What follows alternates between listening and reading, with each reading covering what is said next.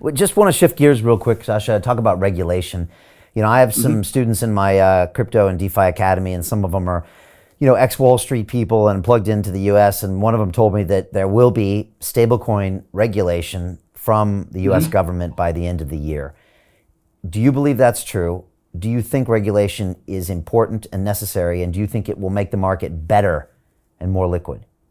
Yeah, I saw something yesterday on Twitter. I didn't look too deep into it, but as far as I understood, they were gonna ban algorithmic stablecoins.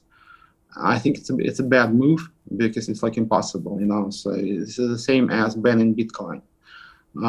It doesn't make sense. So why do we need algorithmic stablecoins? If you had to talk to, say, a layman or a congressman, and they'll say, look, Sasha, we got USDC, and I've had Jeremy Allaire on the show, and it's backed 1-to-1 with treasuries, and it's accounted for and audited. And then you've got an algo stablecoin like yours or Luna, and you say to them, Congressman, we need algo stablecoins. What would your argument be? Yeah, because let's start with this actually. First off, backed so-called backed stablecoins such as Tether or USDC, they're not like crypto. They're like electronic money actually. So you had electronic money before crypto. There was a lot of, if you remember, e-gold, it was probably the first electronic money. PayPal in a way is electronic monies, and the same situation is with USDT. It's not crypto; it's electronic money because it's centralized, and they just use blockchain as a medium for transfers. So they could do without the blockchain actually. So it's like PayPal. So I think it's a very valid argument. And it's just not crypto. So okay, let it be. They should exist. But it's not crypto, and people will always develop those crypto algorithmic stablecoins because it's a great challenge to create an algorithm which will ensure that your coin is always at $1. So it's such a interesting challenge for developers, and they will be always doing it. And it might be better in certain situations because, as you remember, people tried to attack Tether as well recently. They just because I believe that Tether did have enough reserves to honor all redemption requests, but still people try to manipulate it. So backed stable coins are not immune to those manipulations either. And maybe we should actually focus on creating better algorithms. The greedy bankers are about to do it again. In 2008, they crashed our financial system and nearly bankrupted the entire global economy. Then they received trillions of dollars in government bailouts.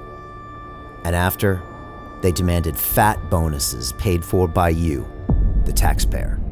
It turns out the banks haven't just been screwing the American taxpayers, they're also screwing over their investors. Turns out the banking industry is the worst place you could put your money, despite enormous taxpayer bailouts. Now the bankers are back to take away your financial freedom. They lie and tell you that cryptocurrency isn't safe. They try to make it illegal for you to choose how to invest your hard-earned money. They lie and say cryptocurrency is used by money launderers and criminals. But look at the record. It's the banks themselves that launder hundreds of billions of dollars every year to the biggest criminal operations in the world. Leaked documents have revealed how some UK banks have helped criminals, money launderers and Russians under sanctions. American authorities discovered that the Sinaloa cartel moved $881 million through HSBC accounts as bank officials turned a blind eye to the illegality. The bankers lie and say cryptocurrency is not a real investment. Meanwhile, the smartest CEOs in the world are buying billions and billions of it. The truth is that banks lie about cryptocurrency because it makes them scared. The banks take $9 trillion per year of your hard-earned money, and they are worried that they will finally be exposed. They're scared Because crypto means they can no longer control your money, which means they can no longer control you. They are scared because you might actually understand your money and intelligently decide what to do with it. Now is the time for us to come together, fight back, and take control. It's time to educate ourselves, our families, and our communities. Because financial education means financial freedom. We know that cryptocurrencies will help us build the new decentralized financial system of the future. A banking system that is of the people, by the people, and for the people. A banking system where access to finance is a fundamental human right. A banking system that is free and fair and welcomes all humans on this earth. The DeFi revolution is happening. We, the people, can no longer be fooled. We choose to take control of our finances. We choose to take control of our freedom. We choose to take control of our future.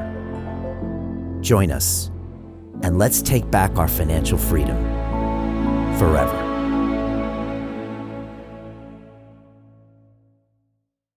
Because everybody can see what's happening. You have a smart contract, you can see how much collateral you have, because people have been speculating about whether USDT is backed or it's or not backed for years now, and nobody can say for sure. There is some audit, but it's strange because they have some some bonds. It's not fully backed in fiat. They have some treasury notes. It's kind of weird, so you can't really trust them. On the other hand, when you have algorithmic stablecoin, you can see everywhere everything on the blockchain. You can just see the smart contract, you can see the collateral, you can understand what can happen if the collateral price goes down.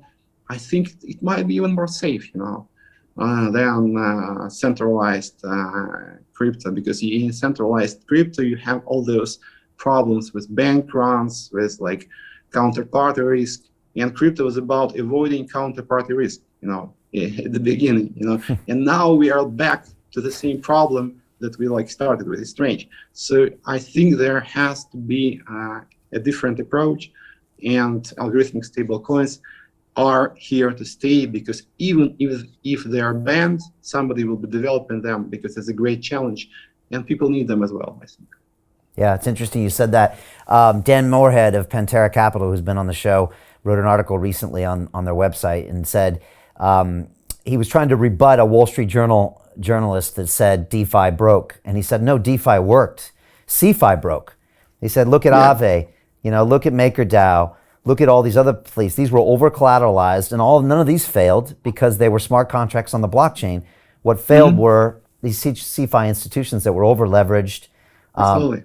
And yeah, what your thoughts on that? Yeah, it's absolutely true. So we did have some problem with virus platform, but on the other hand, Aave on Ethereum is doing fine, and DAI is doing fine. They have a different setup from USDN. Yeah, it's a very good setup actually, because there is over collateralization, which might be not so suitable for all purposes. But it works, so you can't depeg it because you have liquidations, and it's a very nice setup actually.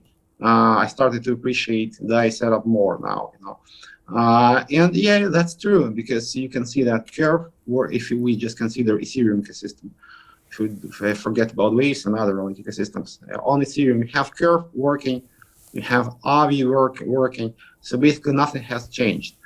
For DeFi, although it has its problems. There is a lot of manipulation.